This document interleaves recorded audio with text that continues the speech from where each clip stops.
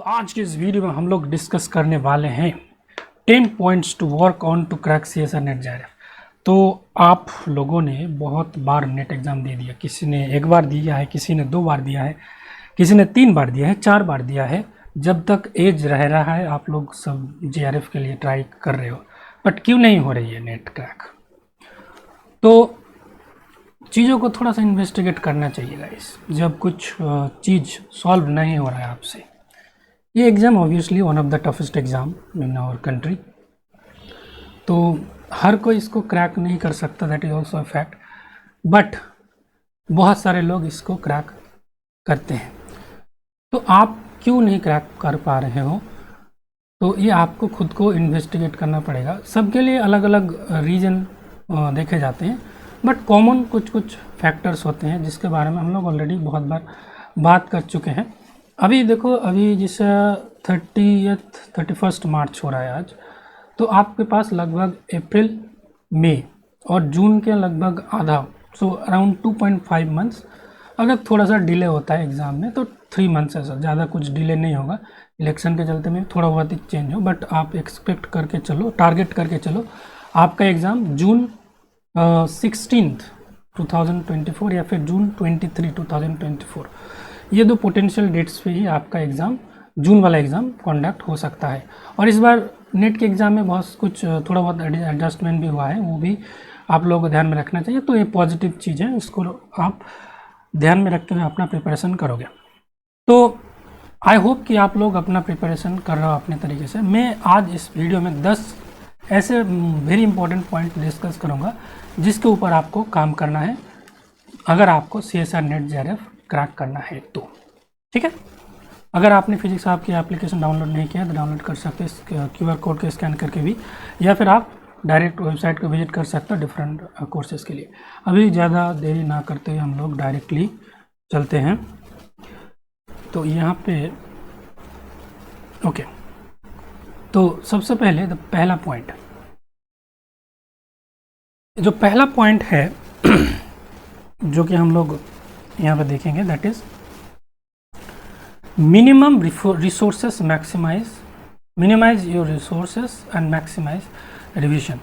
तो आजकल देखो, पहले के ज़माने में क्या था, मतलब आज से 4-5 साल या 10 साल पहले रिसोर्सेस लिमिटेड था, तो स्टूडेंट्स जो रिसोर्सेस अवेलेबल होता था उसी को बार बार पढ़ते थे, तो उसी से उसका काम चल जाता था। अभी क्या हुआ है, बहुत सारे टेलीग्राम चैनल्स हो गया है, बहुत सारे फ्रीली अवेलेबल कंटेंट है, तो स्टूडेंट्स बस डिफरेंट ग्रुप्स में ज्वाइन कर लेते हैं। बहुत सारा PDF फ्री में भी मिल रहा है, बहुत सारे कोचिंग सेंटर्स का लीगली इलीगली जो भी मिल रहा है डाउनलोड करते हैं, उसको बस स्टोर करते हैं, सेव करते हैं, पढ़ते कम ही है। तो इससे क्या होता है कि बहुत सारे रिसोर्सेस होते, तो क्या होता है कि आप लोग कन्फ्यूज हो जाते हैं कौन सा वाला रिसोर्सेस पढ़े, कौन सा वाला नहीं पढ़े। तो सबसे पहले आपको जो काम करना है, that is limit your resources. आप 1 दिन ले लो, 2 दिन ले लो, 1 वीक ले लो, फिर आप डिसाइड करो कि कौन कौन सा रिसोर्सेस आपके लिए हेल्पफुल रहेगा इस एग्ज़ाम को क्रैक करने के लिए। पहले सिलेक्ट कर लो, उसके बाद वही रिसोर्सेस को बार बार रिवाइज करते रहो, पढ़ते रहो, ठीक है। रिविजन इन द सेंस कि question practice, theory practice, short notes practice. तो जो भी है, आप 10 सोर्स से पढ़ रहे हो, 10 बुक से पढ़ रहे हो, 20 बुक से पढ़ रहे हो, जो भी पढ़ रहे हो, आप अपना रिसोर्सेस को इसको लिमिट करो, ठीक है।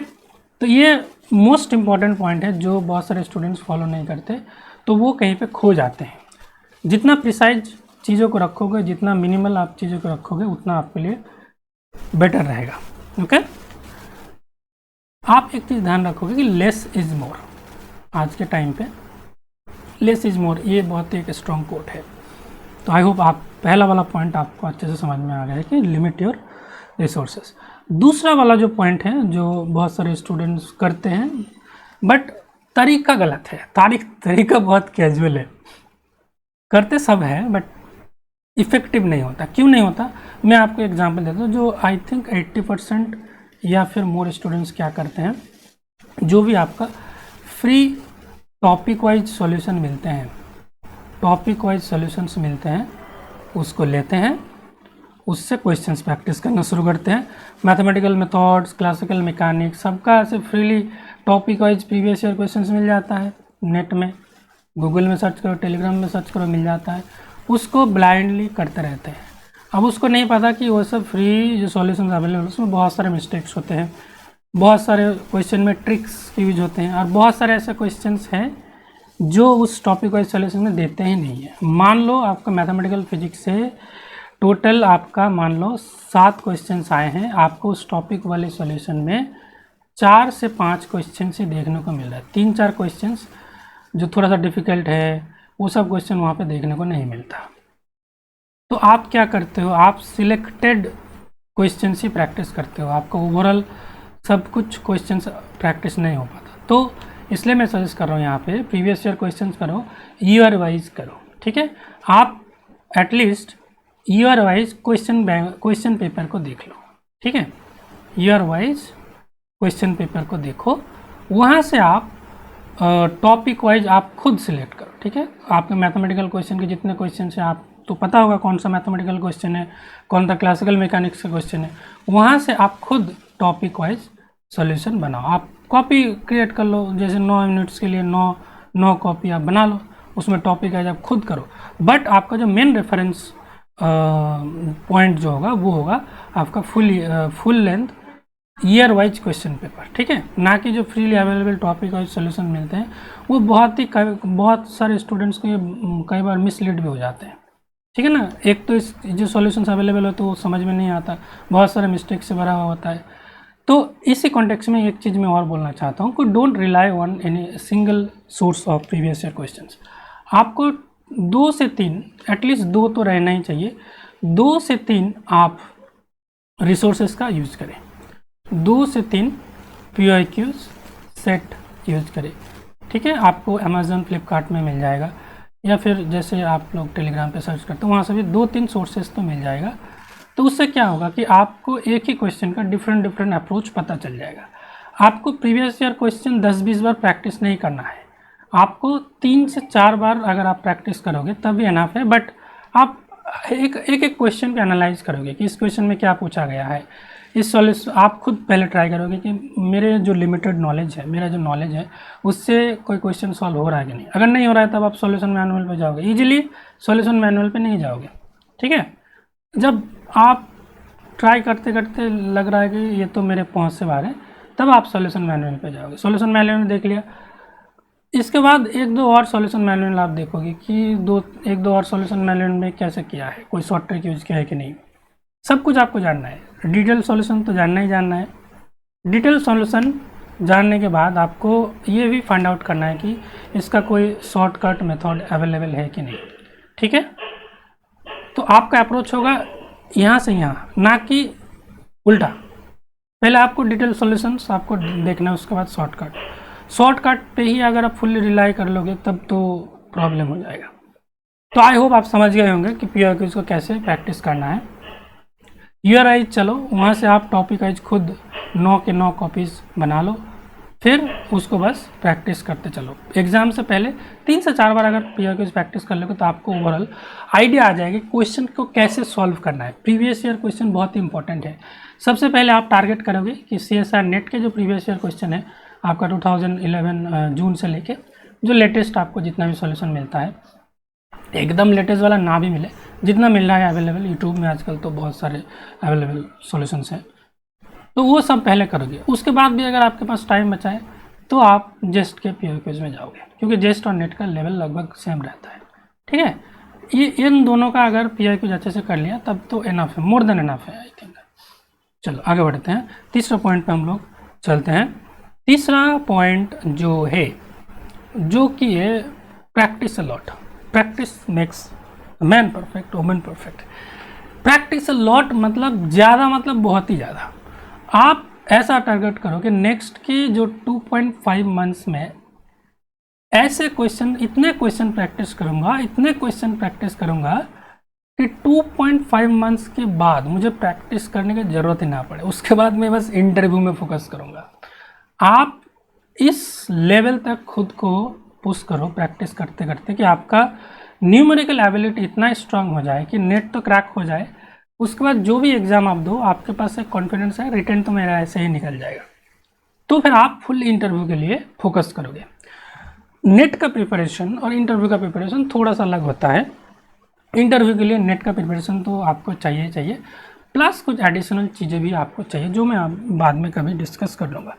तो मेन बात यह है कि आपको बहुत ज़्यादा प्रैक्टिस करना है। आप प्रीवियस ईयर क्वेश्चन सॉल्व करके प्रैक्टिस कर सकते हो, थ्योरी को रिवाइज करके प्रैक्टिस कर सकते हो, शॉर्ट नोट्स रिवाइज करके प्रैक्टिस कर सकते हो, नया क्वेश्चंस को प्रैक्टिस कर सकते हो, टॉपिक वाइज प्रैक्टिस कर सकते हो, रैंडम क्वेश्चंस प्रैक्टिस कर सकते हो।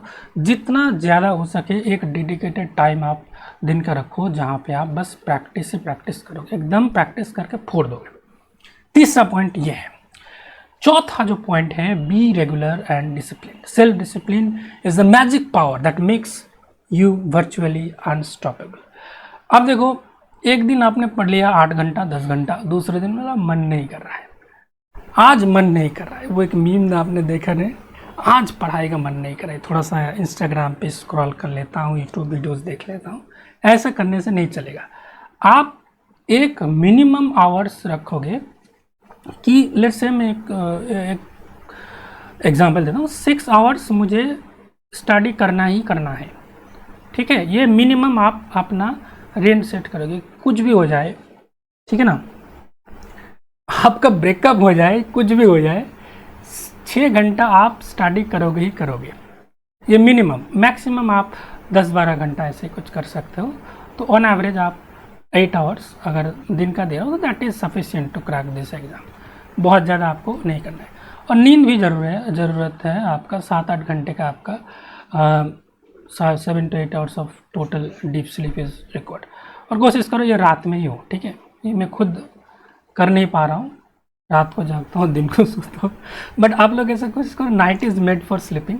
तो 7 to 8 आवर्स आप दिन में देने की कोशिश करो। क्या करते हैं हम लोग, दोपहर को सो जाते हैं कभी कभार, तो रात को नींद नहीं आता, पूरा रात खराब, फिर नेक्स्ट दिन खराब, तो ये साइकिल रिपीट होता रहता है। तो कोशिश करो जो 7-8 घंटा आप सोओगे, वो कोशिश करो कि रात के टाइम ही आप सो।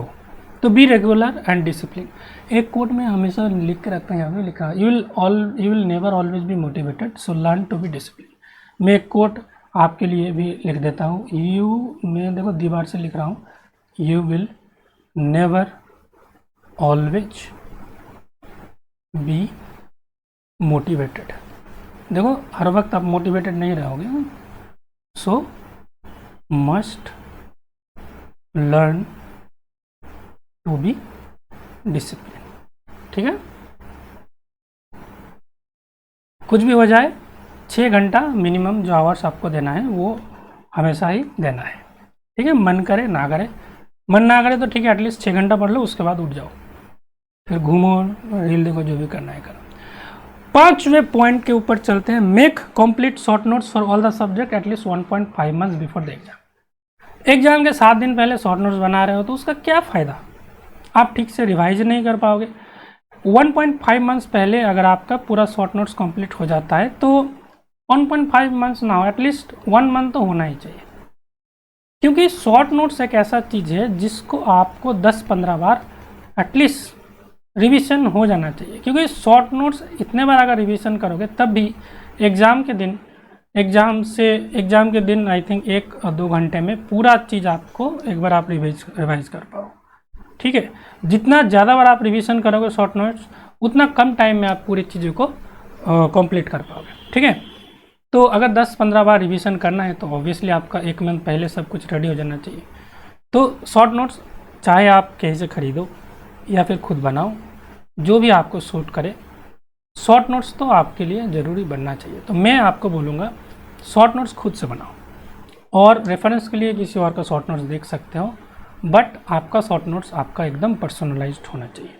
उसमें आप कुछ थोड़ा बहुत स्पेसेस छोड़ देना कि चलो अगर क्वेश्चन प्रैक्टिस करते वक्त कुछ नया फार्मूला मिल गया, उसको वहाँ पे अकोमोडेट करने का जगह रहे, ऐसे आप शॉर्ट नोट्स बनाओगे। शॉर्ट नोट्स एक बड़ा कॉपी रखोगे, ठीक है। अब देखो, एक ऐसे यूनिवर्सल शॉर्ट नोट्स बना दिया, उसको चेंज नहीं कर रहा हूँ, ऐसा नहीं चलेगा।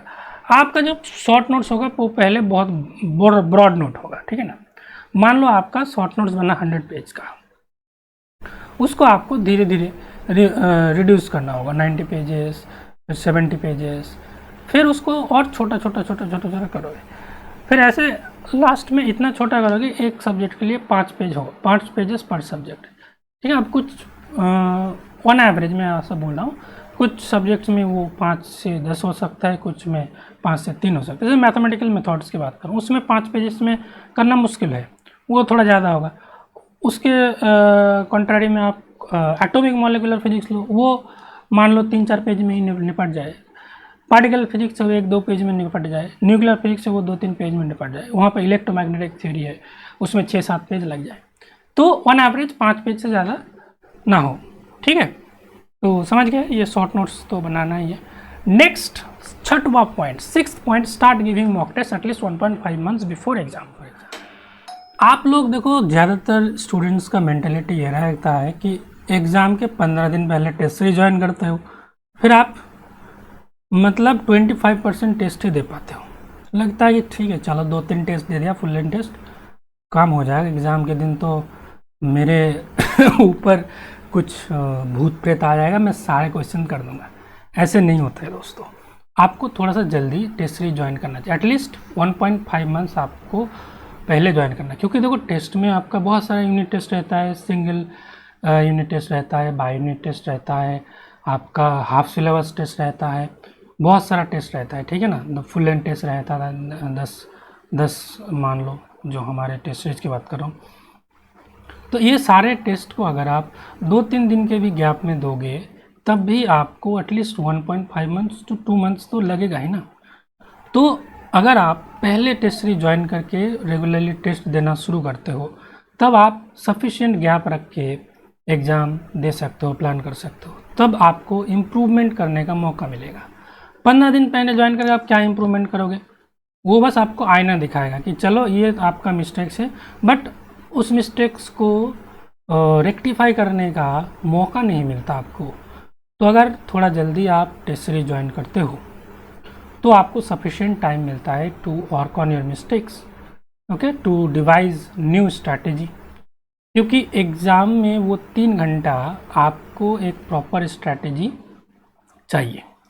बट कौन सा स्ट्रैटेजी आपके लिए सूट करेगा? मैं आपको अगर बोल दूँ चलो पार्ट ए से शुरू करो, पार्ट बी से फिर उसके बाद जाओ पार्ट सी में जाओ, ये मैं बोल देता, क्योंकि वो 80% स्टूडेंट्स के लिए काम करता है। क्या पता आपके लिए कुछ दूसरा स्ट्रैटेजी काम करे, क्या पता आपके लिए पार्ट सी पहले करना काम करे, उसके बाद पार्ट बी, उसके बाद पार्ट ए। तो कौन सा स्ट्रैटेजी आपके लिए काम कर रहा है वो आपको कैसे पता चलेगा? फुल लेंथ टेस्ट देखें, आपने पहला फुल लेंथ टेस्ट दिया, आपने देखा कि चलो ये मेरे साथ ये प्रॉब्लम हो रहा है, कि पार्ट में ए मैंने शुरू किया, उसमें 1 घंटा लगा दिया, फिर पार्ट बी शुरू किया, पार्ट बी ख़त्म करते करते मेरा टाइम ही ख़त्म हो गया, पार्ट सी को टच नहीं कर पाया। फिर नेक्स्ट टाइम आप क्या करोगे? पार्ट ए में जो वहाँ पे 1 घंटा लगेगा, ठीक है चलो वहाँ पे 45 मिनट लगाया, पार्ट बी में थोड़ा और कम लगा, पार्ट सी थोड़ा बहुत टच कर पाए। फिर आप और इम्प्रूव करोगे, तीसरे टेस्ट में आप मान लो 45 मिनट की जगह थोड़ा और 40 मिनट हुआ, पार्ट बी में आपने 1 घंटा 15 मिनट लगाया, पार्ट सी थोड़ा और ज़्यादा क्वेश्चन अटेम्प्ट कर पाए। तो आपको ऐसे ओवरऑल इम्प्रूवमेंट लानी होगी, उसके लिए टाइम की ज़रूरत है। एक 7 डेज के अंदर आप एकदम महान व्यक्ति नहीं बन जाते। Like success is a continuous process, not an overnight phenomena, ठीक है। तो आप थोड़ा सा जल्दी टेस्ट सीरीज ज्वाइन करो और स्टेप बाय स्टेप अपने वीकनेसेस को एनालाइज करो और उसको इम्प्रूव करते रहो, ठीक है। टेस्ट सीरीज ज्वाइन कर लिया, बस एग्ज़ाम दे रहा हूँ, सेम टाइप का मार्क्स है, क्या फ़ायदा? आप एक बार एग्ज़ाम दिए, मिस्टेक्स को आइडेंटिफाई करो, क्या क्या स्टेप्स लेना है आपको उस चीज़ों को इम्प्रूव करने के लिए, उसको देखो, तभी आप इस चीज़ को इफेक्टिवली यूटिलाइज कर पाओगे, ठीक है। सो आई होप बहुत ज़्यादा ज्ञान दे दिया इसके ऊपर, बट फॉलो करो, ठीक है। Make a separate copy for dedicated problem, this is the 7th point. तो इस डेडिकेटेड कॉपी में क्या रहेगा? आप देखो इस 2.5 महीने में आप मान लो 1500 या 2000 प्रॉब्लम्स प्रैक्टिस करोगे। अब सारे प्रॉब्लम्स को फिर से रिवाइज करोगे, फिर से अगर प्रॉब्लम को प्रैक्टिस करोगे तो उतना टाइम नहीं होगा आपके पास, और उतना सारे क्वेश्चंस को रिवाइज करने का कोई तुक भी नहीं बनता। तो आपको सिलेक्टिव होना चाहिए, ठीक है ना। Be selective while revising, revise के टाइम सारे चीज़ों को फिर से करोगे, वह पहला टाइम पे सारी चीज़ करोगे, that is okay. In the next round you are doing the same thing all over again, everything all over again, so that makes no sense. So you have to be selective. let's say आपने, मैं एक example के लिए बोल रहा हूँ, first round में आपने 100 क्वेश्चंस किए, सेकेंड राउंड में आप 100 की जगह आप वहाँ पे 50 क्वेश्चंस करोगे, थर्ड राउंड में मे बी आपने 20 क्वेश्चंस करोगे. तो आपको एक सैम्पलिंग की ज़रूरत होगा ना, कौन सा क्वेश्चन अच्छा है, कौन सा क्वेश्चन थोड़ा सा वीक है, कौन सा क्वेश्चन प्रैक्टिस ना करें तभी से चलेगा. तो एक डेडिकेटेड सेपरेट कॉपी आपके लिए रहेगा फॉर डेडिकेटेड प्रॉब्लम्स. ओके, आप इसको ऐसे सिलेक्टेड प्रॉब्लम्स.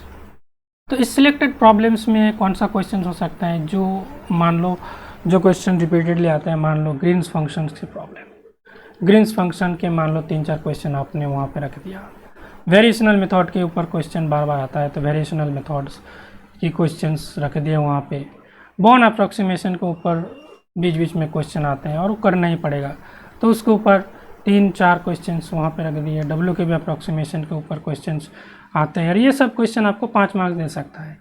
तो ये सब क्वेश्चंस, कुछ के ऊपर जो भी क्वेश्चन आप प्रीवियस ईयर क्वेश्चन में मिला या फिर नया क्वेश्चंस में मिला, ये सब क्वेश्चंस आप रख दिए. फेज स्पेस के ऊपर क्वेश्चन आए, तो फेज स्पेस के ऊपर कुछ सिलेक्टेड प्रॉब्लम्स आप इसमें रख दिए.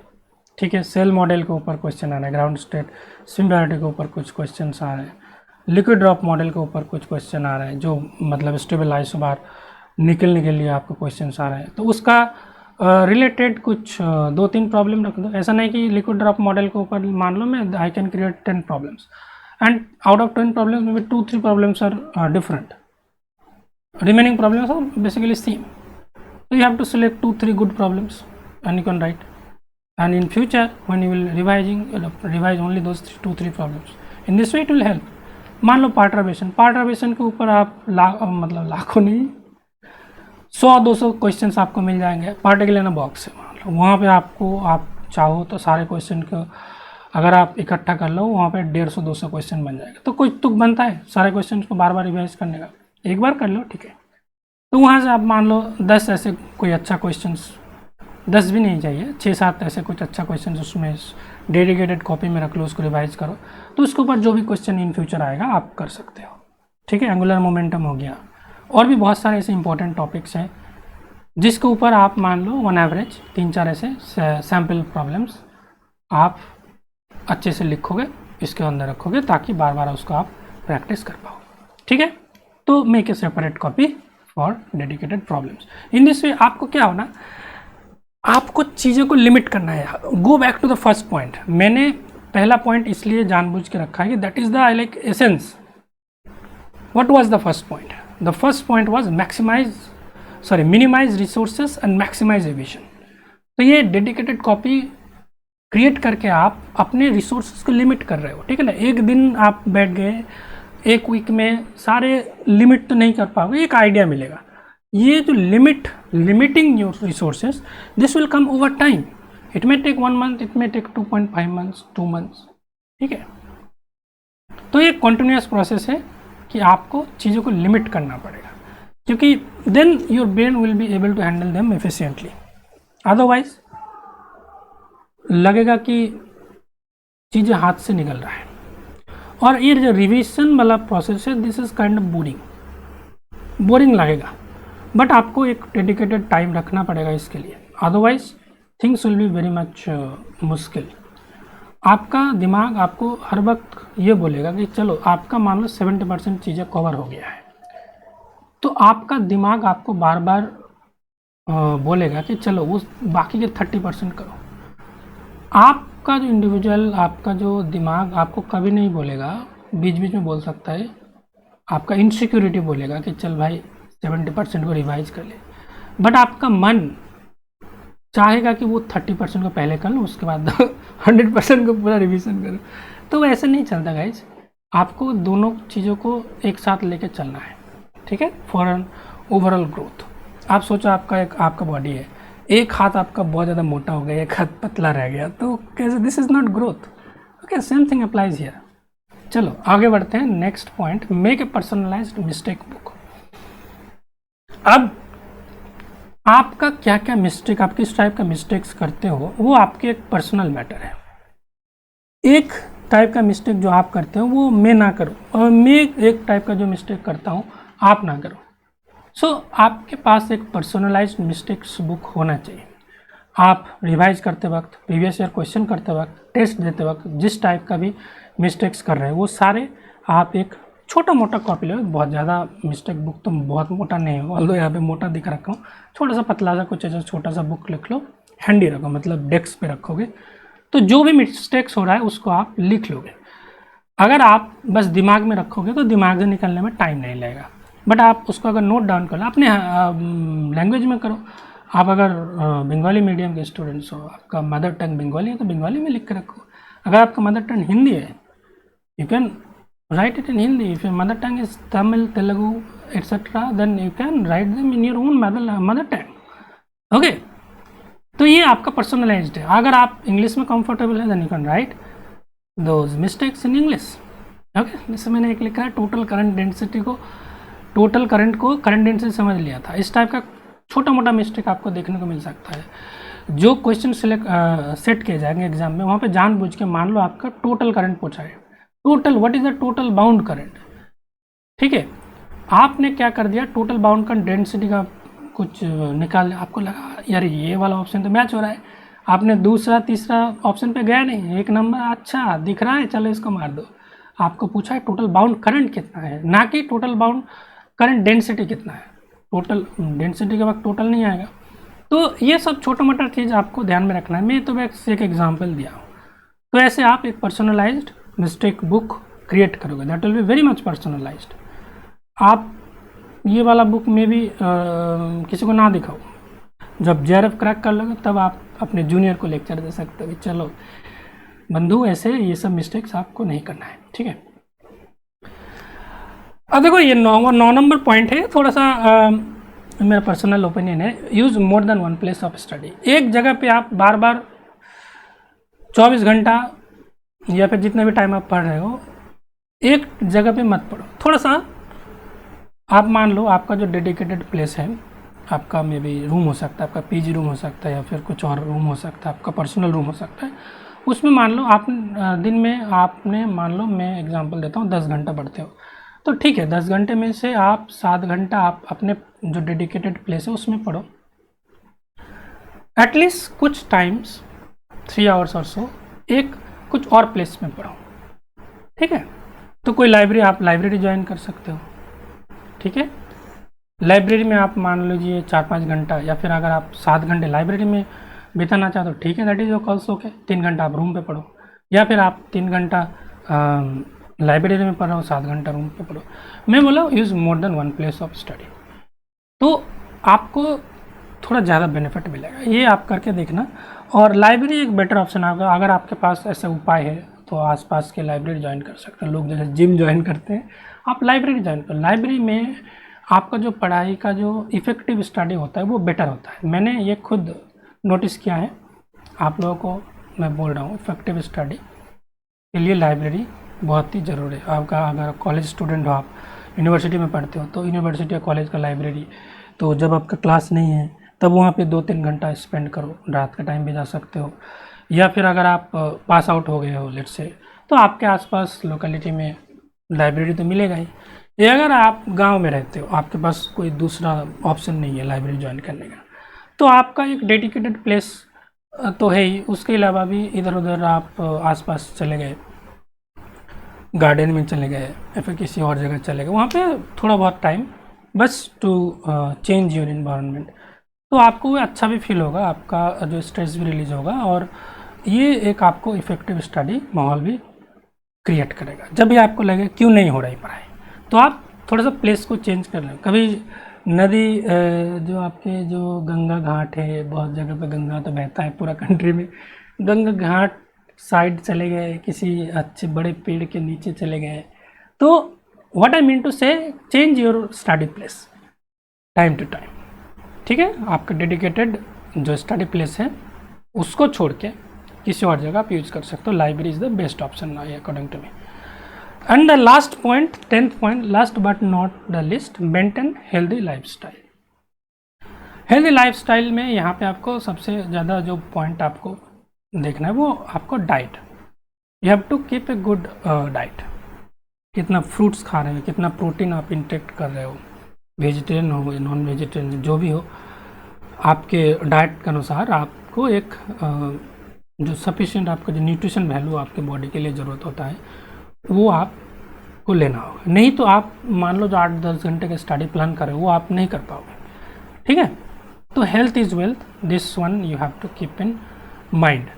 तो आपको फिजिकल हेल्थ का ध्यान रखना ही होगा। फिजिकल हेल्थ तो एक चीज़ है ही, इसके साथ आपको मेंटल हेल्थ भी आपको साइमल्टेनियसली इसका भी आपको ध्यान रखना पड़ेगा। इसके लिए आप देखो, आप जिस एज में हो अभी तो बड़े हो गए हो, तो you can talk to your friends, girlfriend boyfriend जो भी है। इसके अलावा भी आप पेरेंट्स के साथ भी बात कर सकते हो, आपके एल्डर्स के साथ, जूनियर्स के साथ, सीनियर्स के साथ। तो थोड़ा बहुत टाइम निकाल के बात कर सकते हो, मे बी 10-15 मिनट, ठीक है। अब बात करते करते 1-2 घंटे 3 घंटे वाला बात वो थोड़ा सा अवॉइड करो तो बेटर रहेगा। बात करना है 10-15 मिनट कर लिया, ठीक है। तो maintain your physical health and mental health as well, this is like most important. पहला और जो लास्ट वाला पॉइंट, ये 2 पॉइंट तो एकदम क्रूशियल पॉइंट है। फर्स्ट पॉइंट जो मैंने बताया, limit your resources, maximum revision, minimum resources. Last point health. Health अगर नहीं रहेगा तो फिर आप कैसे चीज़ों को रखोगे, ठीक है। तो आई होप ये 10 पॉइंट्स अगर आप इफेक्टिवली फॉलो करोगे तो आप फॉर श्योर इस एग्जाम को क्रैक कर पाओगे। आपको जेन्युइन रहना है, बस ये 10 पॉइंट फॉलो करोगे तो हो जाएगा। उतना डिफ़िकल्ट चीज़ें नहीं है। मैक्सिमम टाइम पे क्यों नहीं होता, क्योंकि आप जो फुल प्रिपरेशन के दौरान आप डेडिकेटेड नहीं रह पाए, कॉन्टिन्यूटी आपका बिगड़ जाता है, तो इसलिए नहीं होता। तो अगर आप कॉन्टिन्यूटी रख पाते हो नेक्स्ट 2.5 मंथ जो भी आपके लिए टाइम, दैट इज़ सफिशिएंट अगर आप चीज़ों को फॉलो करते हो तो, ठीक है। तो वीडियो को एंड करने से पहले मैं आप लोगों को बताना चाहता हूँ कि मैंने एक कोर्स लॉन्च किया है, top 100 most important topics for CSR net 2024 physical sciences. ये आपका इंग्लिश में मैं कोशिश करूँगा इसको कंडक्ट कराने का। सो आपको पता है कि मैं ज़्यादातर लेक्चर में इंग्लिश ही यूज करता हूँ, तो इसमें इंग्लिश रखा हूँ मैं इसको। तो Hindi English speaking students they will not have any problem in understanding any things. Okay, Hindi students भी इसको अच्छे से समझ पाएंगे and the English students will also be able to understand. So 2 plans I have kept, one for this immediate CSR net June 2024, another one for long term CSR net December 2024, and the price I have kept very minimal. Okay, so 100 topics I will try to upload them in maybe in 1.5 months or 2 months, so that you don't have any problems. Separate benefits are have been mentioned here, you can see, you can read. तो ये वाला course आपके लिए बहुत ही help करेगा, helpful होगा, ठीक है। इसके बाद जो शॉर्ट नोट्स भी है हमारे वेबसाइट में, आप इसको ले सकते हो। मैंने पहले इसका वैलिडिटी जो एनरोल्ड स्टूडेंट है उनके लिए रखा था April 10, बट इसको मैंने थोड़ा सा एक्सटेंड कर दिया है। जो ऑलरेडी है ले रहे थे उनके लिए भी एक्सटेंड कर दिया मैंने। वैलिडिटी से सैनेट जून 2024 एग्ज़ाम, ये अगर आपका जून 16 में होगा, 2023 में होगा, जब भी होगा तब तक ये वैलिड है। जुलाई में भी होगा तब ये ऑटोमेटिक एक्सटेंड हो जाएगा। जिन लोगों ने ऑलरेडी शॉर्ट नोट्स ले रखा है तो उन लोगों के लिए तो अच्छा ही है, उनके लिए फ्री एक अपग्रेडेशन हो गया। जो नए लेना चाहते हैं they can also take it, but मैं आपको ये बताना चाहूँगा, you can consider it like a reference. Make your own short notes, make your own personalize short notes. इसको आप एक हेल्प की तरह ले सकते हो, ठीक है। तो इसमें जो भी शॉर्ट नोट्स है, जो भी पॉइंट्स है, फॉर्मूला ऑब्वियसली बहुत अच्छे फॉर्मूला है बेस्ड ऑन माई एक्सपीरियंस। इसके बाद भी जो कुछ नया एडिशनल चीज़ आपको मिलेगा उसको आप उसमें अटैच कर सकते हो। तो आप खुद के हैंड राइटिंग में लिख लो, वो ज़्यादा बेटर रहेगा मेरे इस शॉर्ट नोट्स को देख के। एंड ऑन 18 अप्रैल आप लोगों का जो इसरो का एग्ज़ाम है उसके लिए भी एक शॉर्ट नोट्स मॉक टेस्ट हम लोगों ने लॉन्च किया है। 6 test total full length test as per the official exam pattern हम लोगों ने डिज़ाइन किया है, जिसमें 95 क्वेश्चंस रहेंगे, 80 question from the subject and 15 question from the general aptitude, reasoning etcetera. तो उसी जो आपका ऑफिशियल में दे रखा है उसी को ध्यान में रखते हुए तो इस टेस्ट सीरीज को आप ज्वाइन कर सकते हो। सारे लिंक्स मैंने डिस्क्रिप्शन सेक्शन में दे दिया है, आप फर्स्ट कमेंट में भी दे सकता है। So I hope if you follow these 10 points, if you work on these 10 points, you will definitely crack CSIR NET JRF। अब ठीक है, देखो हम लोग कभी कभार अपना 100% देते हैं, बट फिर भी कुछ चीज़ें नहीं होता है। बट एक चीज़ हमेशा ध्यान रखना, जो होता है अच्छे के लिए होता है। मैंने भी बहुत चीज़ें करने की कोशिश की हैं, बहुत बार सक्सेसफुल हुआ हूँ, बहुत बार चीज़ें सही डायरेक्शन पर नहीं किया है। बट मैंने एक चीज़ नोटिस किया है कि अगर एक चीज़ के लिए मैं कोशिश किया, उसको मैं लेस से अचीव नहीं कर पाया, तो मुझे बेटर चीज़ें मिला है।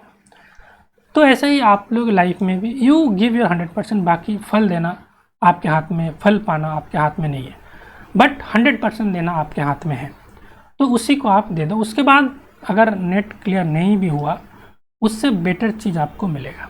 So believe in that, believe in yourself. With this note, I am ending this session. Thank you very much. If you need this channel, please subscribe the channel and don't forget to press the bell icon. Finally, thanks for watching.